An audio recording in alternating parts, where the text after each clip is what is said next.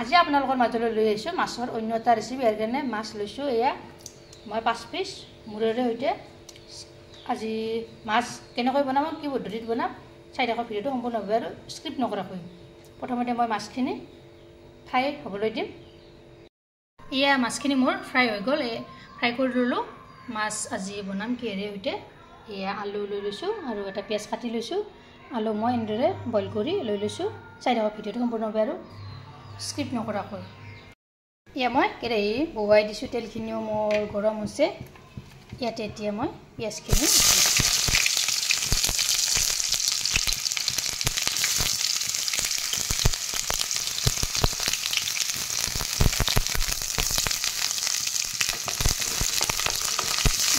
মই অলপ ৰঙচঙীয়া কৰি ল'ম।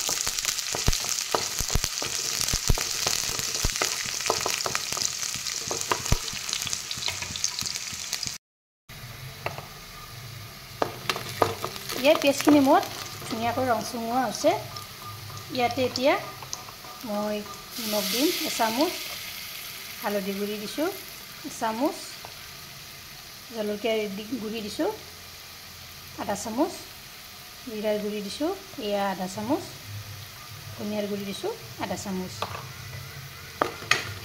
এইখিনিও এনেদৰে ইয়াতে ভাজি দি দিওঁ। তাৰপিছত এয়া বইল কৰি থোৱা আলুখিনিও দি দিছোঁ। এইখিনিও এনেদৰে অলপ ভাজি ল'ম।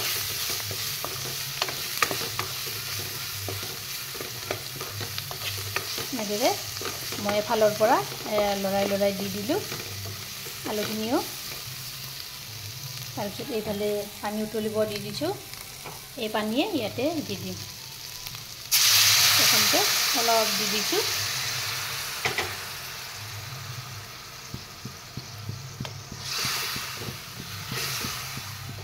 এইখিনি এতিয়া উতল আহিব দিম ভালদৰে।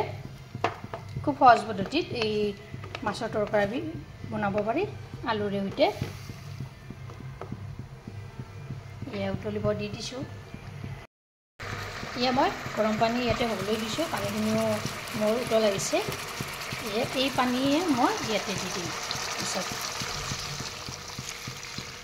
গৰম পানী দিলে কি হয় জানেনে, আঞ্জাখন সোনকালো হয়, ইফালে সেমেকিও নাযায়, খাবলৈ সোৱাদ লাগে।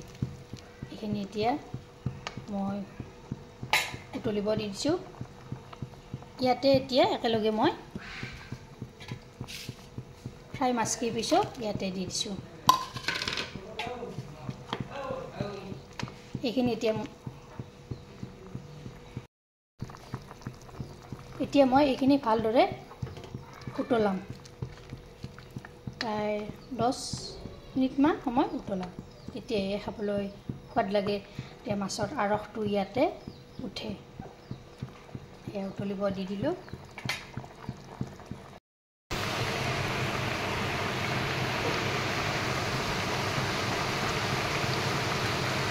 এয়া 10 মিনিটমান সময় দেখিছেনে কি ধুনীয়াকৈ উতলালোঁ। আপোনালোকেও এবাৰ এনেদৰে ট্ৰাই কৰিব। এয়া হৈ গ'ল, নমাই থৈ দিলোঁ। এয়া মই বাতি এটাত এনেদৰে কাঢ়ি ল'লোঁ। চাওকচোন কি ধুনীয়া হৈছে গ্ৰেভিটো, কি বঢ়িয়া হৈছে। ভিডিঅ'টো ভাল লাগিলে লাইক কৰিব, শ্বেয়াৰ কৰিব, কমেণ্ট কৰিব আৰু মোৰ চেনেলত যদি নতুনকৈ আহিছে চেনেলটো ছাবস্ক্ৰাইব কৰিব। লগতে ফেচবুকত যদি ফ'ল' কৰিব। ধন্যবাদ।